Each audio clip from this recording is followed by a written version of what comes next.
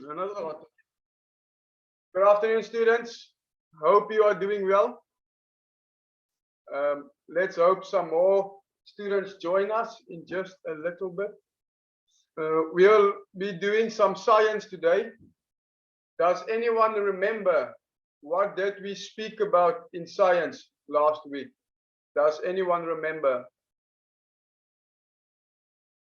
Let's see. Who wants to try and think? Who wants to guess or who wants to attempt to answer? What did we do in science last time?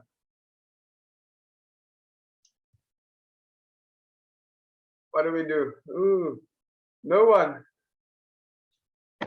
No one remember. Okay, let me help you remember. We spoke about plants. But what did we speak about regarding the plants? What did we speak about when we talked about the plants? Can we remember? Can we remember? Okay, let me go and show you. Let me show you. So last time we spoke about heterosexual plants. We spoke about asexual and sexual reproduction in plants. So for us, we have to look at what is required for asexual reproduction and what do we need for sexual reproduction. We said asexual was for plants that don't need anyone else to fertilize them, so they can fertilize themselves. And the sexual reproduction, you have two plants where pollen has to transfer from one plant to the other plant for it to become fertile and to make seeds. Okay, but today we'll look at different types of factors that can cause pollination. Now, pollination occurs in sexual plants. Okay, there are always four factors. We looked at them last time. What are the four factors? Can we see them on the screen here? Who wants to say one of the factors? Give me one factor for pollination. Give me one factor. Who can tell me? Give me one factor. The first one I will give you. I will give you the first one. It is wind. Wind is the first factor for pollination. What is the second factor? What is the second factor? Anyone? Why are we so quiet today? It's Monday, you gotta be excited. Time to learn something new. Okay, I'll be generous. I'll give you the second one as well, animals. So we have wind and animals that are factors for polarization. There are two more. Who can tell me what are they? What are they? Who can tell me? They're on the screen. Is someone brave enough to read it? Is someone brave enough to read it?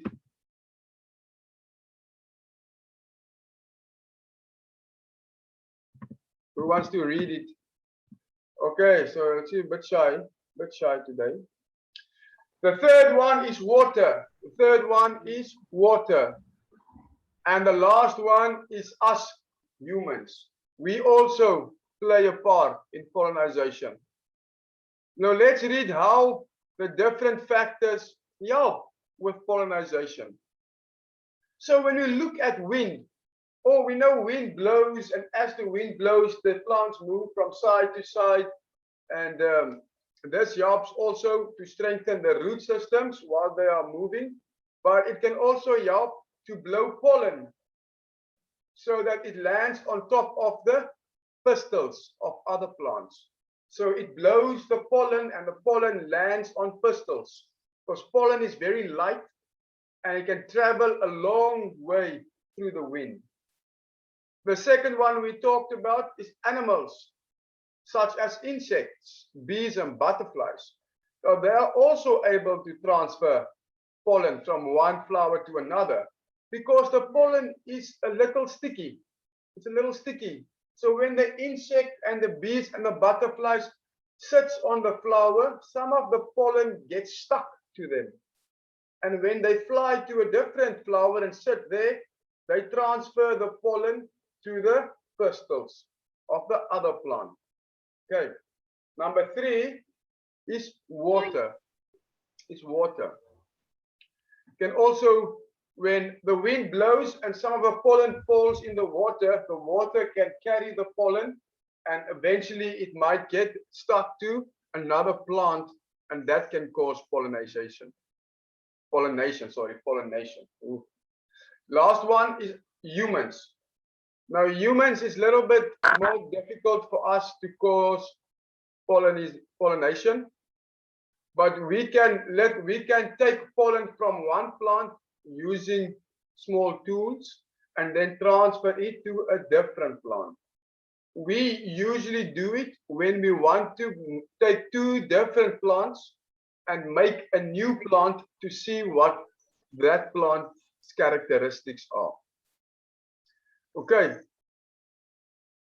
but let's move on to, so now after pollination takes place, what happens? What happens? Now that's what we are going to look at now. Here at the bottom of page 57, if you have your books, you can follow on page 57 or you can look on the screen here. Fertilization. Fertilization happens when a male germ cell joins with a female germ cell. When pollen lands on the stigma, a pollen tube grows from the pollen down through the pistil. This transfers a male germ cell to the ovule, where it joins with an egg cell. The joint cells then form a seed, a small little seed, which can grow into a new plant. So that's the small process of how pollination works and what happens when plants are fertilized. So let's look at this diagram on page 58 on how the inside of the ovule or the egg cells of the plants look. So if you look at the top, you'll see the pollen falls on the top of the stigma and then it starts growing downwards so that it can reach the egg shell. So it starts moving downwards and the outside part we can see here is the ovary. The inside is the ovule, which holds the egg shell, and in the middle, the small little green dot is our egg shell. So first thing, the pollen falls on top of the pistil. The pollen starts to grow. So that pollen starts growing down and forming a loop to get to the eggshell. And once it gets to the eggshell, it can fertilize the eggshell. And then the pollen starts, once the fertilization takes place, then the seeds can start to grow. But there are different types of how we can make plants grow. We can use the pollination method, or we can use different types of methods. Are we all still with me? How many are we now? 19. Hello to those that are new. Welcome. Is everyone still with me? Do you understand? If you do not understand, please raise your hand so I can help you. You can also ask questions. Don't be shy. We are here to learn, so feel free to always ask questions. Okay. Propagation. Ooh, another big English word. Teacher, why do we always have these big English words? Yeah, science unfortunately has some big words, but maybe the big words is the ones that you can remember. So let's look at plant propagation. It is the process of creating new plants. Oh, who raised their hand now? There you go. Oh. It's the process of creating new plants. There are 2 types of propagation: sexual propagation and asexual propagation. So sexual propagation is the propagation by seeds formed by sexual reproduction. So that's what we talked about now. How is the top part here? Is the fertilization and propagation of sexual reproductive plants, flowering plants, plants that have flowers. What about asexual propagation? How would we do asexual propagation? Let's read and see what they have to say. Asexual propagation can be divided into two parts or two types. One, taking whole parts of plants such as roots, stems or leaves to grow into new plants. This could include root of the fingerroot plant or underground stem of the galangal or leaflets of the Bryophyllum pinnatum. That is a very, very big Latin scientific word. Okay, so that is the first part. What is the second type? Two other methods of propagation are cuttings, graftings, bud graftings, and tree pluggings. Have any of you ever tried to plant some seeds and see what grows from them? Has any of you tried to plant some seeds and see what grows from them? If you have, you might have come across some of the following. So let's first look at our methods of propagation. Our seeding. This is the propagation of plants by using seeds produced by sexual reproduction from always flowering plants. Flowering plants are the only plants that do sexual reproduction.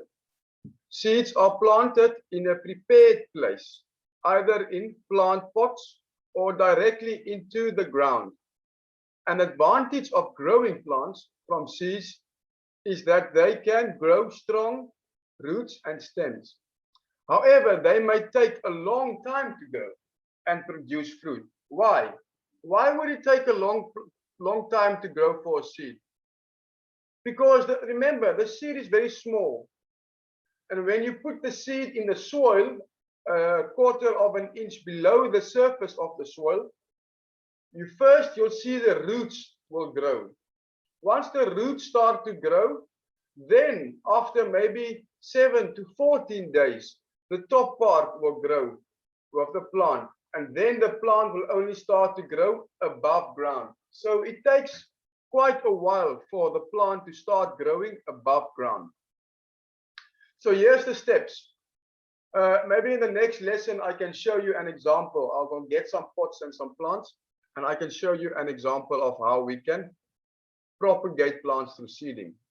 Very simple 4 steps. Fill a seed tray with soil to the depth of at least 7 centimeters. Now 7 centimeters is maybe about this much, 7 centimeters. Spread the seeds all over the soil in rows. So nice even rows. Number 3, cover the seeds with a little more soil and very gently, softly press down the soil.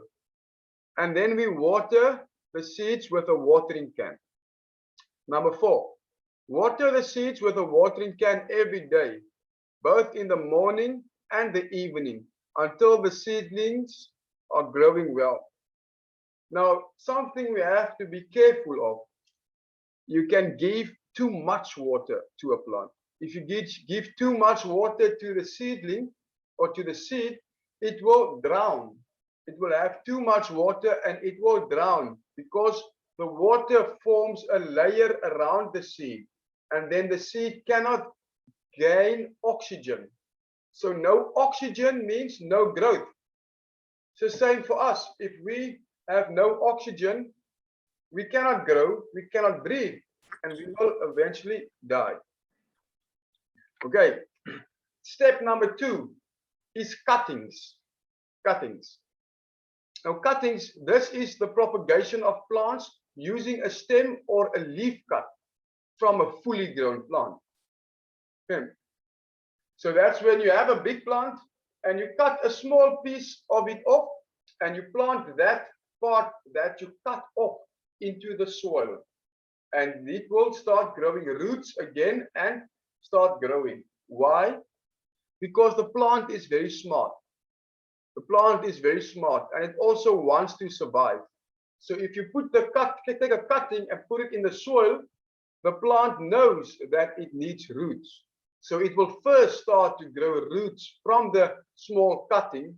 And when it has enough roots, the top part will start growing again normally. Well, this one is a little bit more difficult to do. So let's see what they explain to us here. Number one, we prepare the soil where the cuttings will be grown. Same as the seeding, we first have to prepare some soil. Number two, you choose the branch that is not too young or too old. You use a sharp knife to cut diagonally from the main plant with a length of between 5 and 8 centimeters. So why must we cut it diagonally? If you cut it like this, it's not diagonally. You have to cut it at a 45-degree angle. This is when you cut it diagonally. No. It just creates a larger surface area for the plant to start growing roots from. No. Yes. Yes. Yes. Do you understand, Tantan? Are you still with us? Number three is cut any leaves from the cutting to reduce water loss. Number four, plant the cutting in the soil at a diagonal angle. So you want, when you cut the part of the plant diagonally, they want you to put the plant in also diagonally. Why? The plant will always grow to the sun or where its light source comes from. So even if you plant the plant like this, if the light is from above, the plant will start growing up straight because it likes the sun. It loves the sun. So we plant it a little bit diagonally so that the bottom part that we cut can start growing roots, can start growing some roots for us.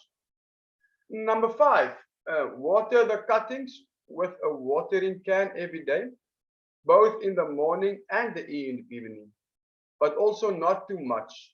If you give it too much water, they will drown. It's not possible for the plants to grow if there is too much water. So you can just make sure the soil is moist. If the soil is nice and moist, and you can even press your finger in the side of the pot. If you have your pot, press your finger at the side, just a little bit, to feel if the soil is moist at the bottom of your finger. And if it is, then you know you don't have to give a lot of water. Step 3 for propagation of asexual plants, layering. Layering. This is also a very interesting one. So let's have a look at what they want us to learn from layering. This is the propagation of plants by making a branch grow a root while still attached to a parent tree. Once the root is strong enough, the layer branch can be planted on its own. Plants propagated from layering will have exactly the same characteristics as their parent. So you're making an exact clone of the plant and can quickly produce products. So you can do this maybe if you want with an apple tree or with a coconut tree. You might have to just wait a little bit for the coconut tree to get that big. But I'm not sure if it's possible with a coconut tree. I think you need a plant that has more stems so that you can use. So however, coconut nut is a giant nut.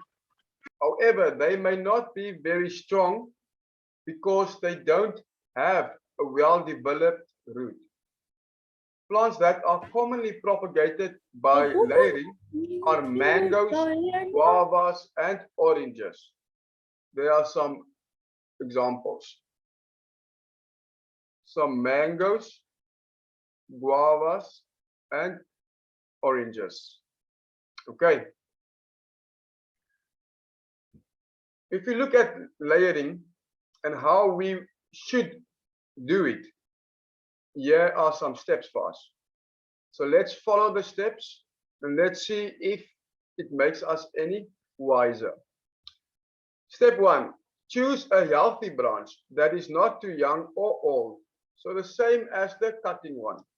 Number 2, score 2 lines on the branch with a sharp knife about 2 to 4 centimeters apart from each other.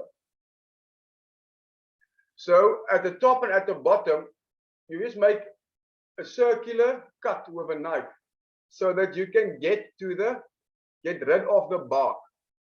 And then you rip the bark from the branch between the 2 lines. You can see here, they take off the bark. Why? Because we want to get to the inside of the plant. Number 4, smooth any rough parts and wipe the bare branch with a clean cloth. Why a clean cloth? So that we don't get the plant infected. We don't want our plant to have a disease or be infected and not grow properly. No, we're doing this so we can have more plants. Number 5, cover the bare branch with soil mix with manure. So basically you cover the part that you took off the bark from with some soil and manure or some soil and fertilizer. 6, bind it with the branch to be cultured. Cover the soil with a soaked leaf and wrap it tightly. So then we take a normal leaf. You can take a leaf from the same plant. You can make it wet by leaving it in water and then wrap it around your new soil that you added on your branch. And it will be nice and tight. So it keeps all the air inside and less, some of it can go out through the leaf, but it makes it nice and tight so that the soil doesn't fall off the branch when it gets a little bit dry.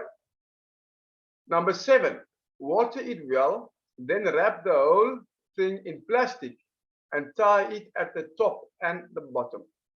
Why plastic? Does anyone know why would we use plastic? Plastic is used to build up humidity. You know, if you have a plastic bag, it will bend on the top and bottom. It will build up humidity and keep the moisture in. And that just creates a better environment for the plant to grow in. Write the name of the plant and the date layered on the plastic so that you know when you have to take it off. Look, we have a small friend here at the bottom. Let's read what he said. When a new root first appears, it will be white. However, you need to wait until it turns brown. When the root is brown, the layered plant can be planted in soil. So you wait until your roots that you see growing from your plastic bag is white. And then you wait for it to turn brown. And once it's brown, you take off everything and then you replant it. Number 4 is another form of propagation. This is the propagation of plants using buds of one species and growing them in the trunk of a different species to get some characteristics of both. This looks very interesting. I have a friend back home that likes to do this. They take a plant with has a very thick base and they cut into the plant. And they take it out and then they plant other plants inside the trunk of the other tree. So let's quickly read why we do this. And then you will answer some questions. Let's see who can remember the best. So steps of budding. Select an internode on the stem of the rootstock plant. Now an internode is when you have the main branch. Here is a branch growing at the top. That's like the, and here's a branch growing at the bottom. The space between is the internodal space. So there's nothing growing there. So you use that space. Okay. Use a sharp, slightly curved knife to carefully cut a T shape into the bark and peel it open. 3. Slice a bud plate from the plant you want to attach the rootstock plant. Then carefully remove any wood around the bud. Place the bud inside the T-shaped cut. So if you have the T-shape, you place it inside. You have made on the rootstock. Gently press the bark back down. So then you close the bark back down to cover the bud and make it tight against the exposed wood of the rootstock. Cut any remaining bud plate off so that the bark of the rootstock plant covers the bud completely. Last two steps. Number 4, cover the closed T-shaped cut by wrapping it tightly with plastic material. So we wrap it very tight. Starting from the bottom and working up. So you can see at the bottom picture here, it shows you from the bottom to the top. So we start wrapping from the bottom all the way to the top. This will help to stop it drying out. Leave it for 1 to 2 weeks. And after this time, remove the plastic material to check the bud. If there's a green growth from the bud, it has successfully recovered with the plastic material. Sorry, it was successful. So recover it with plastic. And then after another 14 days, remove the plastic material. And if the bud is growing well, replace the plastic material around the lower part, but leave the upper part uncovered. Why? So it can grow from there, growing upwards. Okay. Those are some of the steps. There's more steps for propagation, but we've done 4 now. I want to know, can any of you remember anything that we talked about so far? There's a lot of words I used. So let's see. What was the first step or the first type of propagation we looked at? Who can remember? What was the first type of propagation we looked at? Let's see. Oh, very quiet, very quiet. It's almost too quiet for me. What is the first type of propagation we looked at? Who can tell me? Come on, let me hear an answer. Who wants to guess? It's on page 58. Someone just has to read it for me. It's on page 58. What is the first plant propagation type we looked at? Anyone who can tell me? Come on. What stands here? Who can read there?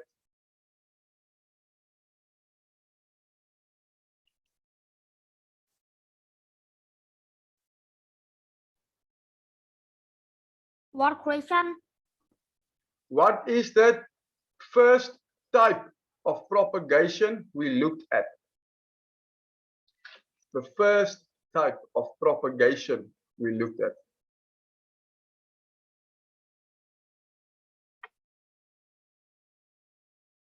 I'll circle it on my screen. I just want someone to read it. What is the first type? Here it is. Who wants to read?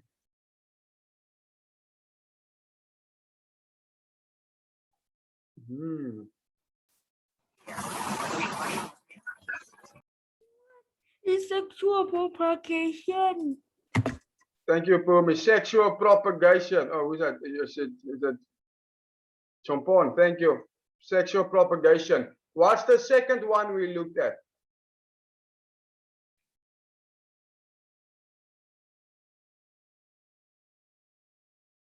First one is sexual. What is the second one we look at?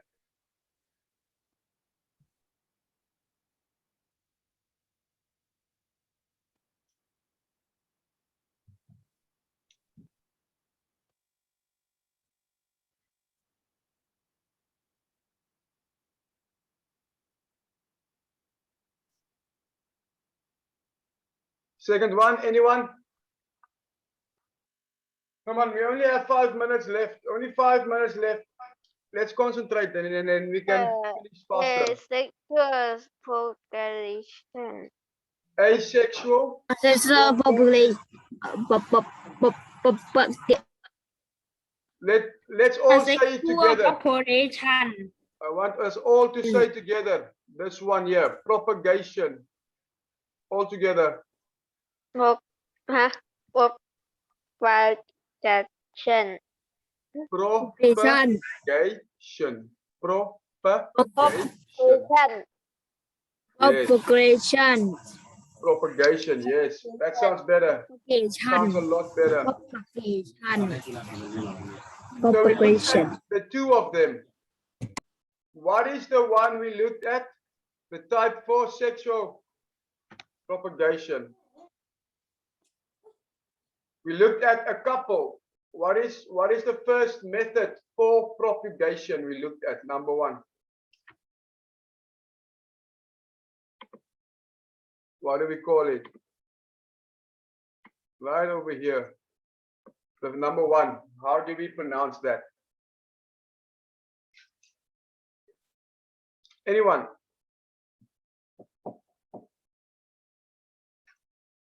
Methods of propagation. Number one. What was the first method we looked at?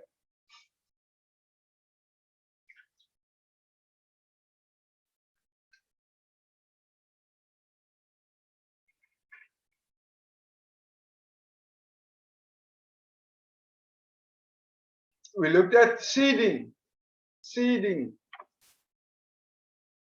And the second one, at the bottom is cuttings. Cuttings. There's two more we looked at. What are they? The first one is layering. Is layering. I think this is also one of the more difficult ones to do, is layering. And what about the last one? What's the last one we looked at today? Someone give me an answer. Who wants to answer? Budding. Budding. Budding is the last one we looked at today. We're not going to look at any other ones because this is a lot of information.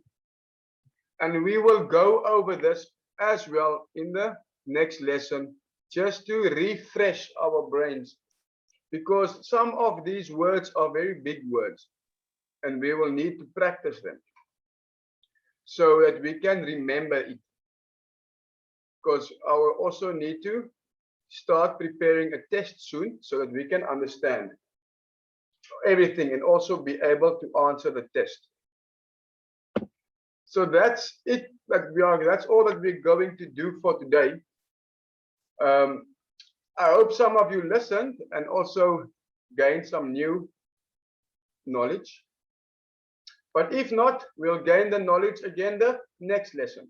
You know, we always have opportunities to gain knowledge. So I hope you all have a good day. I will speak to you again tomorrow, and enjoy the rest of your classes. Bye-bye. Bye bye. Bye-bye.